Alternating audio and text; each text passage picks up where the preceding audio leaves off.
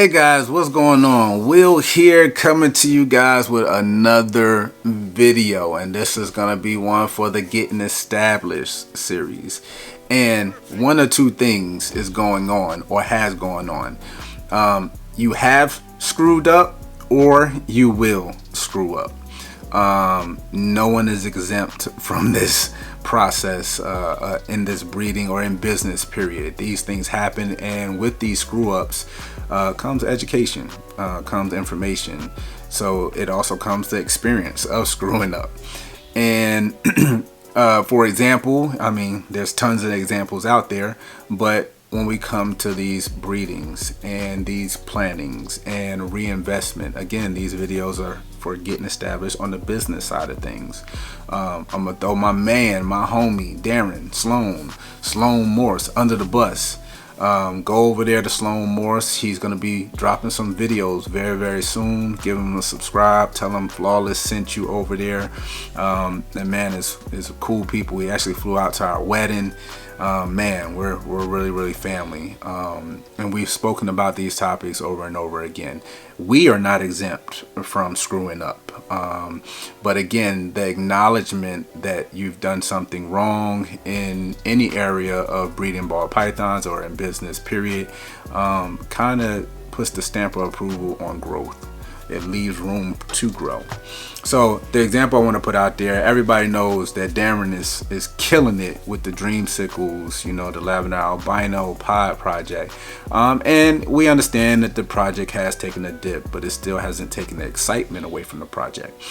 When he got into the Dreamsicle project years and years ago, he purchased into the project buying a set of double heads.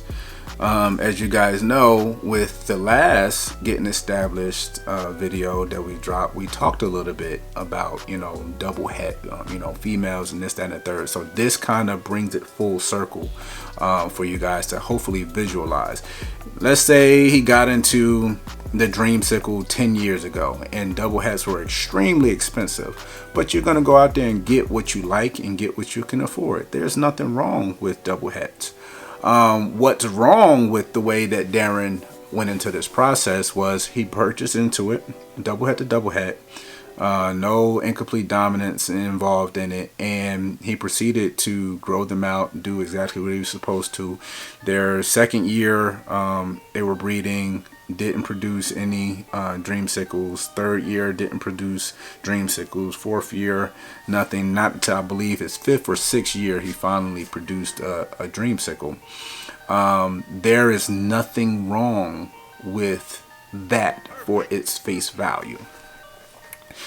The problem comes in on the business side of things where you've been breeding now, I mean, over a decade the man's been breeding, and we talk almost on a daily, but we want to put this information out for you guys so you guys don't have to make these mistakes, because everybody is going to screw up.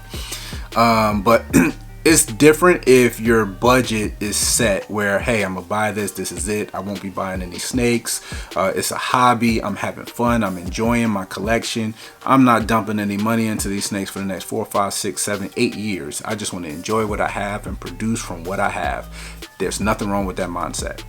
But there is something wrong with the mindset if you have this project, this Dreamsicle project, and you proceed to breed them and you don't hit first year. It's okay. It's okay to try another year, but we wouldn't. If you're already in year 2, and let's say for sake of the argument, you're going to drop $6,000 into ball pythons, into various projects, and nothing into that Dreamsicle project, and proceed to breed them the next year, where you drop another $8,000 into purchasing ball pythons, and the following year another $8,000 to $10,000 into ball pythons. Why have you not bought the visual het? You know, the visual lav het pod, the visual pod het lav male, and started moving up? Keep your female, but start moving up your male, improving your male, so you can increase your eyes on hitting that project that you're seeking after. You have to move forward in these projects. We spoke about that time and time again. And if you're talking about dollar values, I throw rough numbers out there because the numbers are really irrelevant. It's the mindset that matters, guys. So if you got into double hats when they're expensive, let's say you pay $4,000 for a 1.1 pair. And again, this is years and years and years ago. Let's say actual double visuals are going for 15K, 14K. So you get into it and the price goes up and then starts to settle down.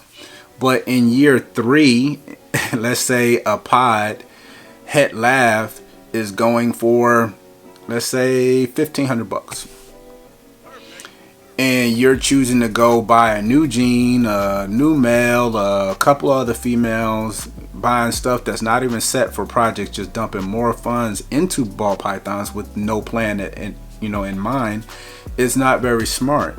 You need to reevaluate in your off season, and as you move along, on what you're going to do. What is your plan? It's okay to have a plan, look for something, and something not be available for you to purchase, but you at least had that plan.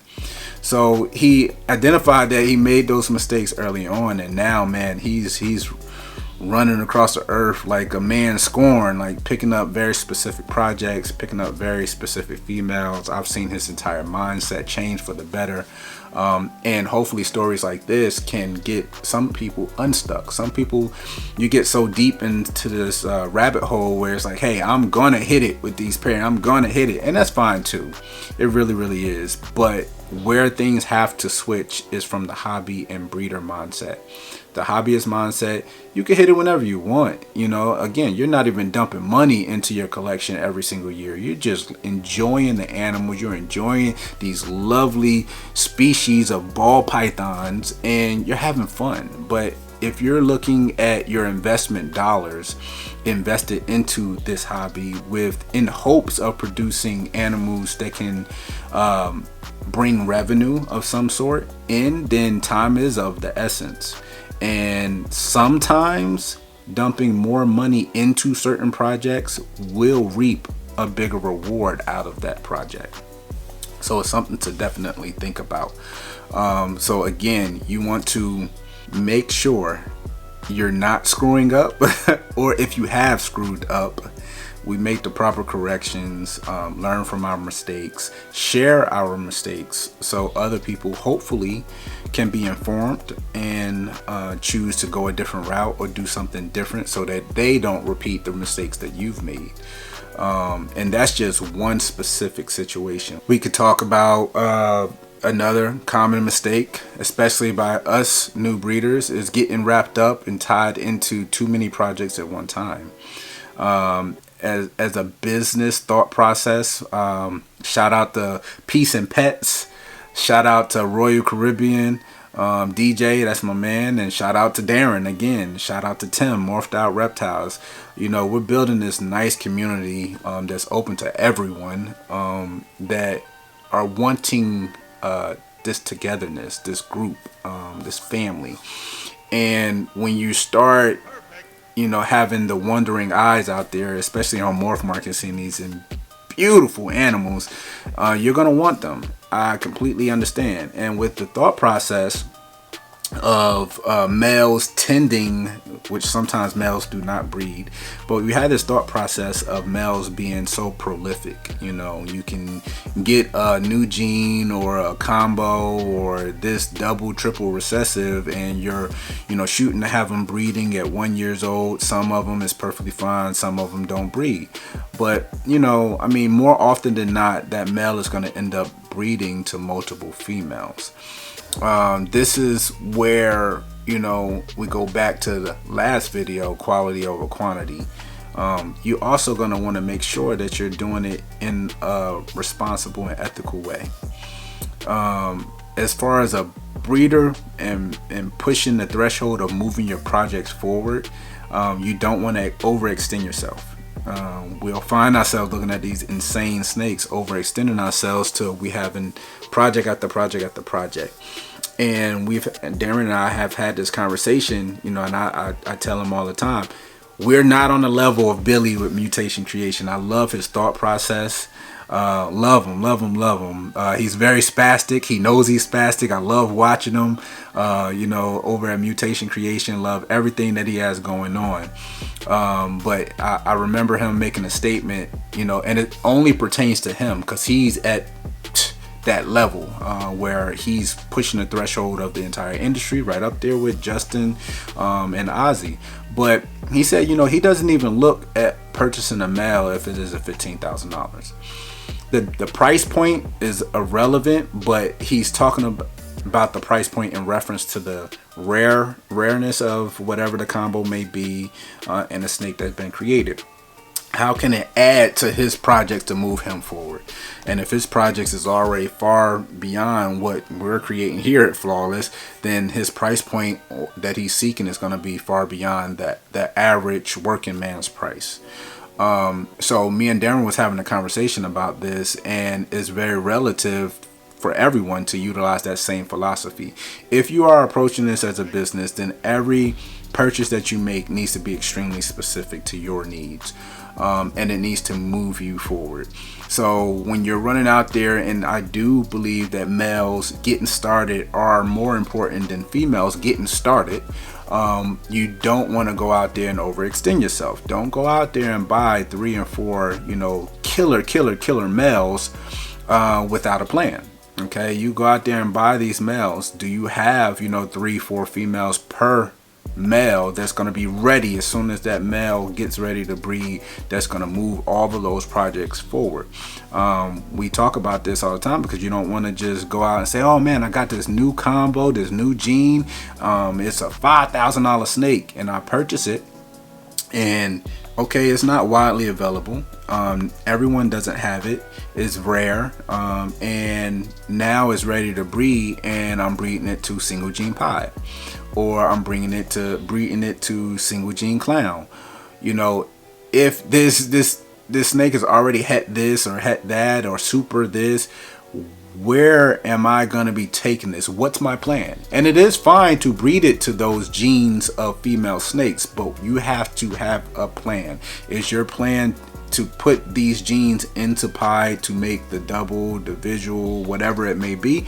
Or are you just making babies to make babies to say that, hey, it involves this new gene? That doesn't work. You have to go with this with a vision. Every single one of our breedings is with a vision, hopefully hatching out that holdback that we're shooting for per clutch. A lot of times we don't hit, but hopefully hitting that holdback that you're going to need to progress, hopefully hitting that holdback that you can't even go out there and buy because it's not available. These are all good things to think about. So those are kind of 2 different scenarios to really utilize when you're thinking about this process. But again, we want to make it really, really simple, and try our hardest to avoid making mistakes.